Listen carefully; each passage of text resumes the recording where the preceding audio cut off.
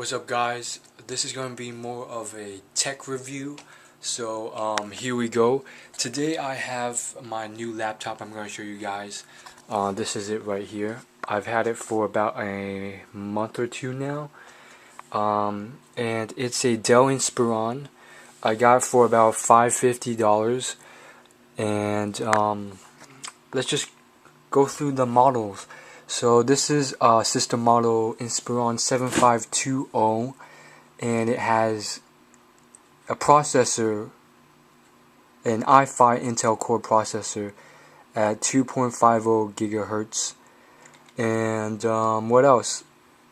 It has installed physical RAM of 6 gigabytes. So it's pretty decent for $500. And as for graphics card, it runs Intel HD Graphics 4000, which is a pretty decent graphics card. I got this probably around February or January of this year, 2013. So as of the current date, according to the graphics cards hierarchy charts I've seen, my graphics card isn't too bad. Also, it came with around 600 gigabytes of memory, and let's see, also it's Windows 8, as you can see here. So I made a whole video on like all the stuff that I don't like about Windows 8. In a lot of ways it is a downgrade from Windows 7, which I would view as a slight upgrade from Windows Vista. I don't even want to get into Windows Vista because it was such a downgrade from Windows XP. But yeah, the thing with Windows 8, you can watch my video, I'll probably link to it somewhere, about why it's so bad. But essentially, it just made a lot of things a lot more hard to find. Like, this icon thing is the new start menu. Like, you pretty much have to go through the whole thing just to find one application, whereas before it was in a list. There's actually like a start menu list, and it was actually alphabetical. But here it's not even alphabetical, I don't think. It's just like random icons. It's definitely not alphabetical. Mozilla Firefox, Internet Info Path Designer. It's just a whole mess. And for the main screen here, they put a bunch of stuff I never use, like Bing and like news on Brazil. Like, really? And on top of that, like when you first start the computer up, it asks for like all this like Windows crap, and you pretty much have to register a Windows Live account, and it uses that to log in. My question is, what happens if you don't have internet access and it can't check if that's the right password for your Windows Live account?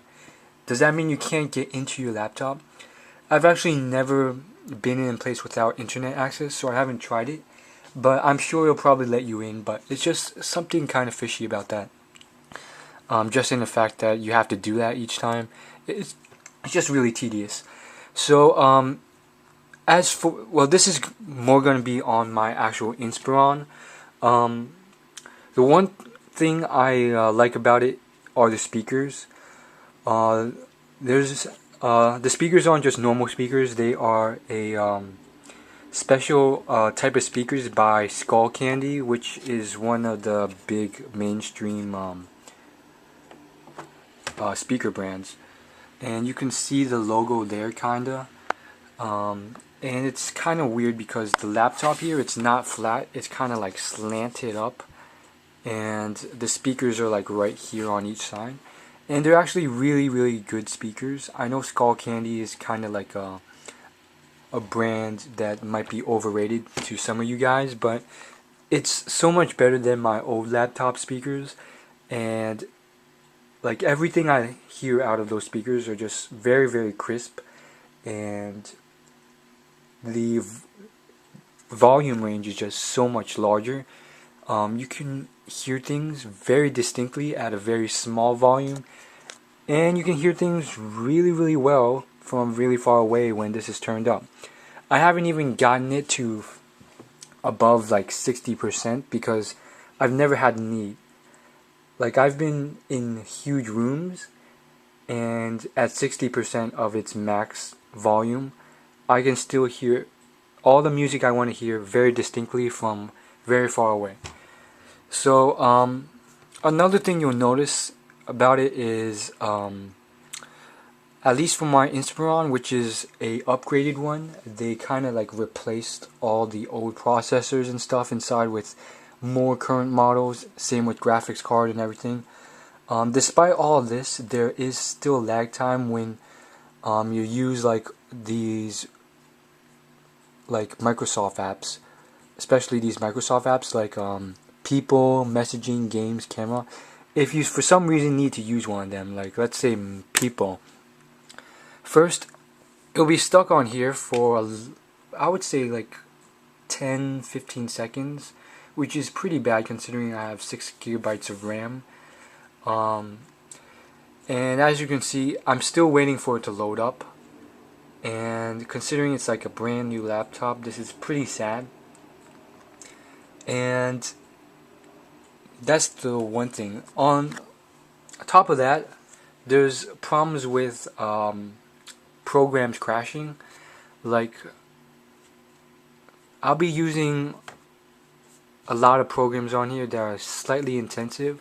Like right now I have Movie Maker open, and this thing crashes quite a lot. Like, it would just freeze up and completely crash, especially when I'm running like a video over 10-20 minutes long.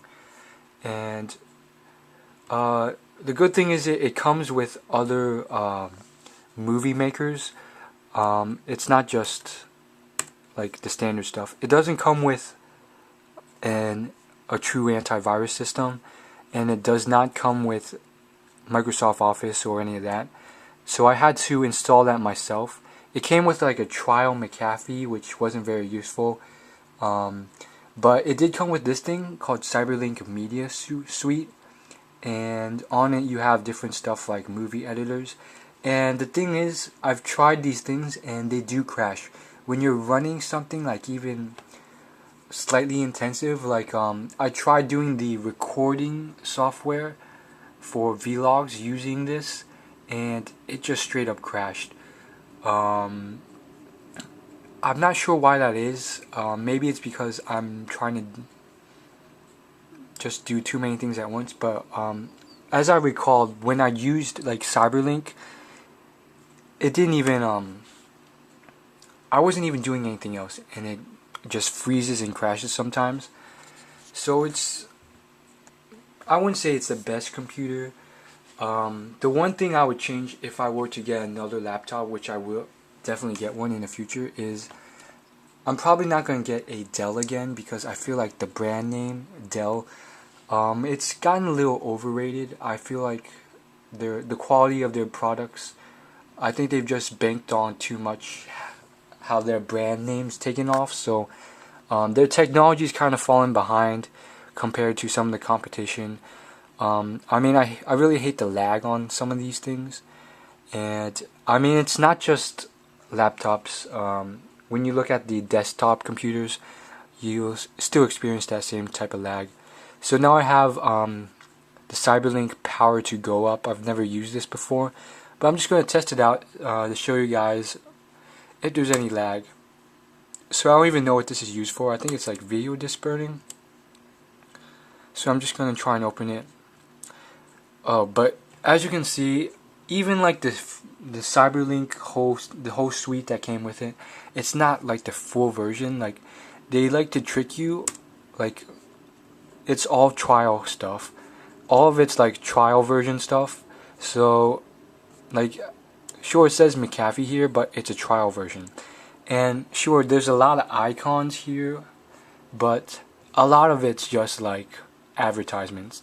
Like, this is a news thing to some news feed I never want to watch. This is Bing, more advertisement. I'm not going to use Bing. They have this thing called SkyDrive, which is everywhere, and it's pretty much the same thing as an Apple Cloud Drive, which is where you can upload things and just go to another computer that's Microsoft and download it again without having to access the original. Kind of like Google Drive, but different because of some reason. I think you can store different types of files and you can access them off the internet or off different, or just off different computers in your network. And as you can see, more advertisements to stuff I don't need. eBay, Skype, Kindle, Amazon, bunch of stuff I probably don't need, and they take up like the whole screen. It's very inefficient. I really feel like, after Bill Gates left, it's been a bit of a downgrade. And I'm pretty darn sure eBay paid Microsoft to put this huge icon here. And quite honestly, I feel like this is completely useless, because even if I were a hardcore eBay fan, I would not go all the way to start. I would not go to desktop, go to start, and then scroll over to the right, and then click eBay to get to eBay. I would freaking just either put a bookmark on my web browser for eBay, or put an icon on my desktop for eBay. So it's completely useless to pretty much everyone, from hardcore eBay fans to people who don't give a crap about eBay. Would I say this is a complete fail of a system? No. Dell Inspiron still runs really well. It runs games very quickly, very efficiently.